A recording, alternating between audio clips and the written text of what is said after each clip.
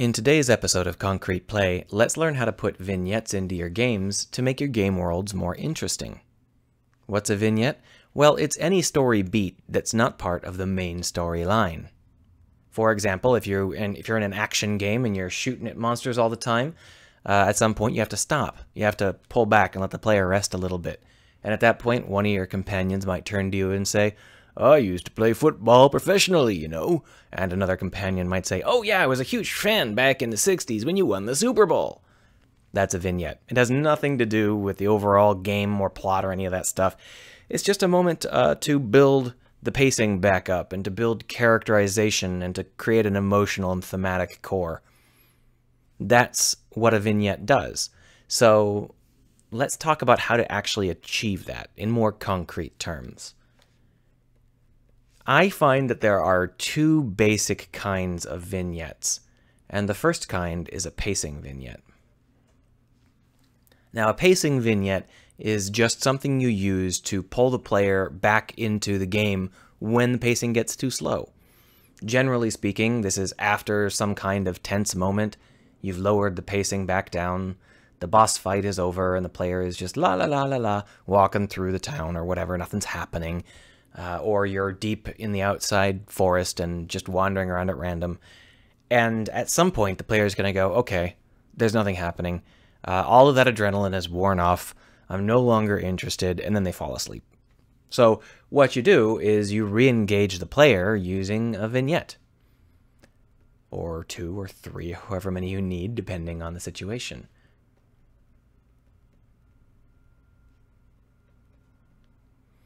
So what are some examples of that? Well, I gave you one. It could be that as you're walking along, one of your buddies is like, "Hey, I did something cool. Yay!" And tells you a little story. That's a vignette. It raises the tension a very small amount.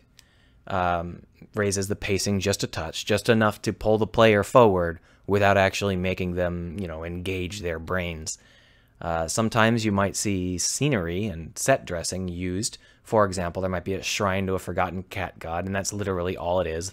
There's no storyline or anything. It's just a random thing that you might notice.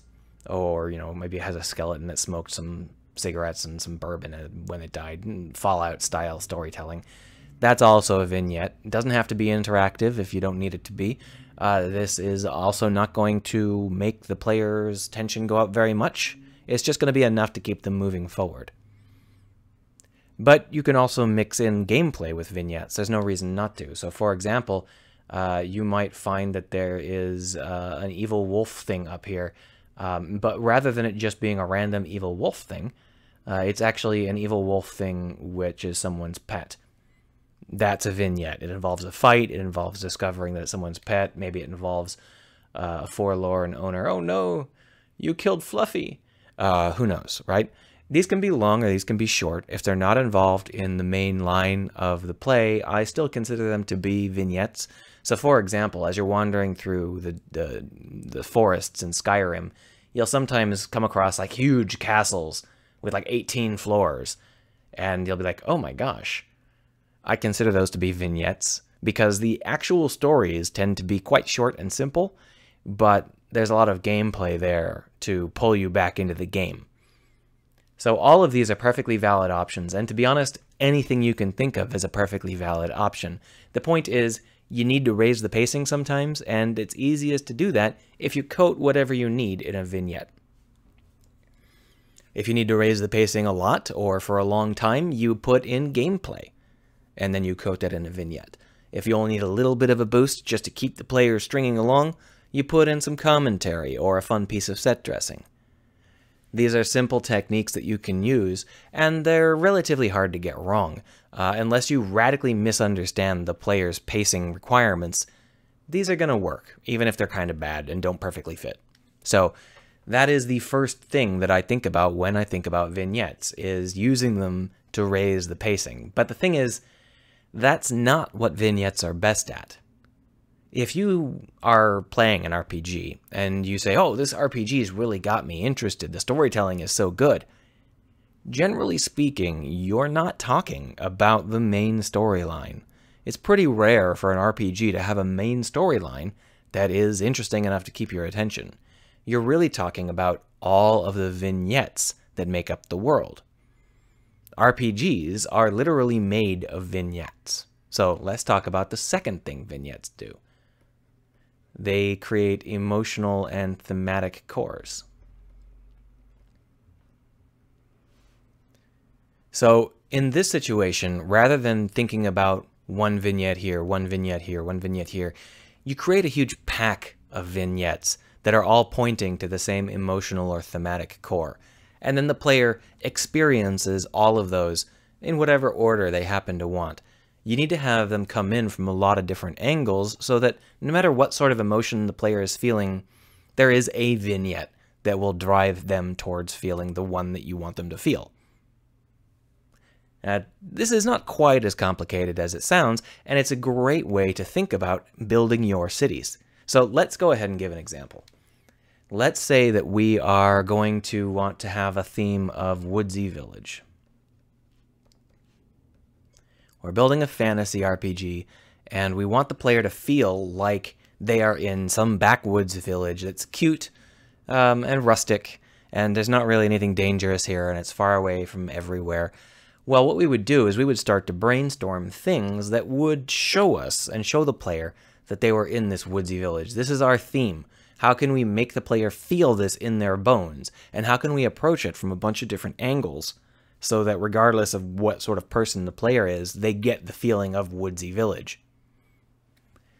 Well, let's go ahead and just list some ideas. How about if we have chickens and cows on Main Street? That sounds good. How about if we have one very, very bored shopkeeper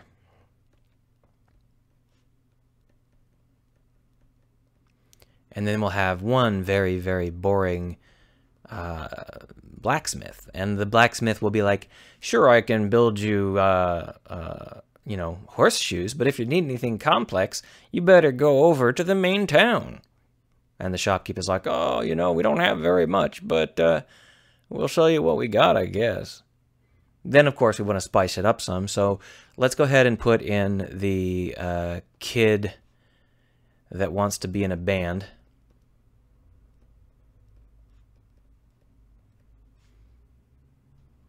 And then let's put in a weird hunter guy. Let's put in kids with a dog. Little gardens. Yeah, those are great. And you can see that what I'm doing here is I'm just brainstorming up a bunch of potential little pieces of story. They don't fit together yet. They don't have any solid or concrete writing involved in them yet. Let's go ahead and have a lady that wants to make it big.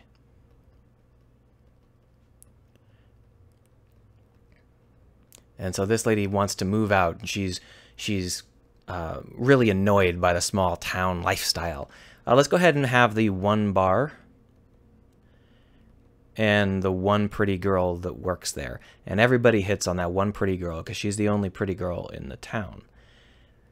This is the sort of thing that's very easy to brainstorm, and once you get your brain going, it can go off in lots of directions. If you're working with a team, this sort of brainstorming can be extremely powerful because everybody has different vectors that they think on, and so you can ask them all for their opinions and vector it all in. And in case you missed it, what we've done here is we have designed Skyrim's opening town. This is Skyrim's opening town here. I wasn't brainstorming. I was just listing off things that were in Skyrim's opening town. Moreover, now that we've listed them, we can see how the map and the characters might start to come together, because it looks like we've got a main street, and it's obvious that we would have a shop and a smithy on the main street. Obviously, we want to have people who are this lady who's getting hit on needs to have people that are hitting on her. So maybe we'll just choose these two losers. And, you know, we can go ahead and continue to fill this out. And what was a blank piece of paper with Woodsy Village written on it is now becoming a city. Or a village, rather. We can now see how it might be laid out and what sort of people these people might be because of how they're going to be related to each other. Now, this is not just some theoretical approach. If you look at Skyrim, you can see that literally every city in Skyrim is designed using this technique. For example, Whiterun is intended to be the civilized capital. And so almost all of the themes of Whiterun are about struggling for civilization. So you've got themes about racism. You've got themes about werewolves. And it's not because they're werewolves that they're interesting. It's because they're werewolves trying to live in this civilization. You've got people trying to learn how to be merchants. You've got weird cults that have moved into the city, and everybody's just kind of given them their space because that's a civilized thing to do. You've got warring families that aren't really warring. They just kind of accidentally kill each other while they're drunk. You know, all of these things point to the fact that this is an effort to be civilized. This town is the civilized town. Sure, there's a lot of stuff wrong with it, but all of that stuff that's wrong with it points you towards the route, you know, the ideal that they're aiming for. That's a theme, and it's also kind of an emotional core. And all of the elements of Whiterun, if you look at them, they all point to this idea of trying to be more civilized, and what that might mean to different people. If we talk about other towns, there are a lot of other ones. For example, there's the corrupt town. How do you show that it's corrupt? Well, how about the moment you walk in, they chop someone's head off for a crime that they probably didn't even commit. And then you spend the rest of your time in that town wondering whether the Thieves Guild or the corrupt lords are the real problem. That's one of the towns. How about a town where everything is all about tradition and silver mining? And therefore, all of the themes in this town, all of the vignettes, are about tradition and whether tradition can adapt or resist the changing ways as new religions and new ideas and new magic and new threats come along. These are really interesting ways to arrange your RPGs.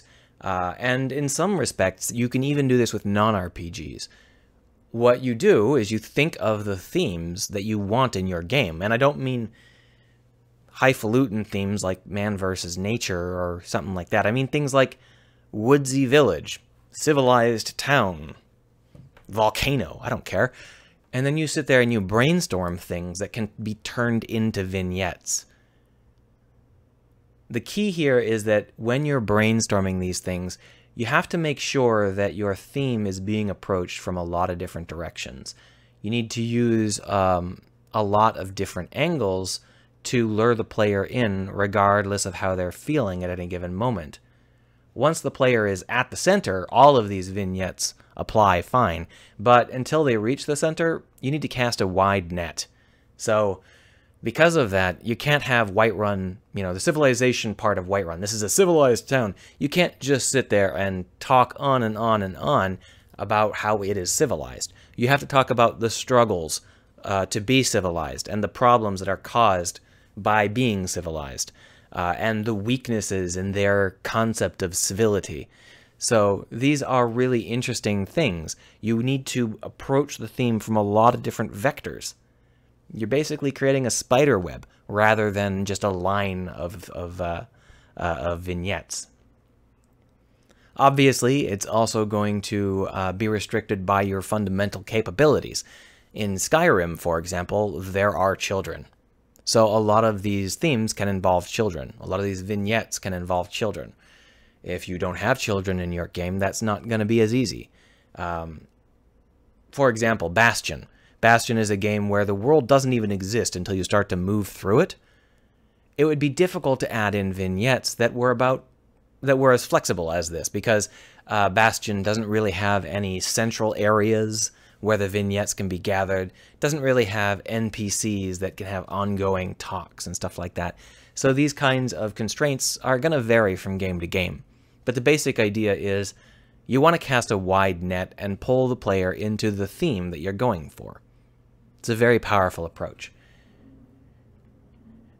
Now, this is at odds with the standard newbie way of designing your RPG towns. The standard newbie way of designing your RPG towns are draw town, put people in. And now instead what you're doing is, you know, theme. And you're like, oh, theme, really? I have to think of like a theme for these towns? It's remarkably easy, okay? If you are about to draw a town, just stop and think, what am I about to draw? What sort of town is this? And if you come up with something like port, congrats, there's your theme. You don't have to be high concept here. You just literally have to know what you're trying to make. And then rather than drawing the port town and then trying to figure out what interesting is going on, you want to figure out what interesting is going on and then draw the town. It's just reversing it. So once you have the theme, you brainstorm. And then once you've brainstormed, you assemble. And that's when you turn all of those little fragmented ideas into actual vignettes. And you figure out how the people are related and how the player gets drawn into this web, how all the vignettes might touch each other in just such a way that the player can move from one to the next. These are really, really fun things to do, and I strongly recommend you try them if you've never really done this before. If you have done this before, I'd like to hear your variants on my approach for sure. But there is one more thing worth mentioning. Sometimes you'll be brainstorming and things will go horribly awry. For example, you might come up with a theme of, a commerce town. And you'll be trying to come up with commerce town brainstorming ideas. You'll think about like banks, and then you'll be like, people who carry stuff around, teamsters. And then you'll be like, okay, and how about a mine? Yeah, how about a mine? And then suddenly your brain goes clunk, and you're suddenly coming up with thousands of ideas for things that are related to the mine rather than to the commerce town. At this point, you have got a couple of options. One is that you can write this stuff off. Maybe you can use it somewhere else, but not here in Commerce Town. And then you need to get back on concept. You need to focus. The other is Commerce Town might not be strong enough. If you're having a hard time coming up with good ideas for little vignettes and little story ideas, that usually implies that your game is not going to be able to be connected to those themes. Those themes are separate from your game, and it's not going to work out. If things are flowing well, that might mean it's a good fit for your game. And in that case, you might want to switch over, make this a mining town instead of a commerce town. Nobody's going to know that you changed your mind. As long as the town has a lot of good ideas in it, it's going to feel powerful and natural. Anyway, that is my talk about vignettes in video games. I really urge you to remember to use pacing vignettes whenever you need to, and to use the thematic vignettes to build your RPG cities.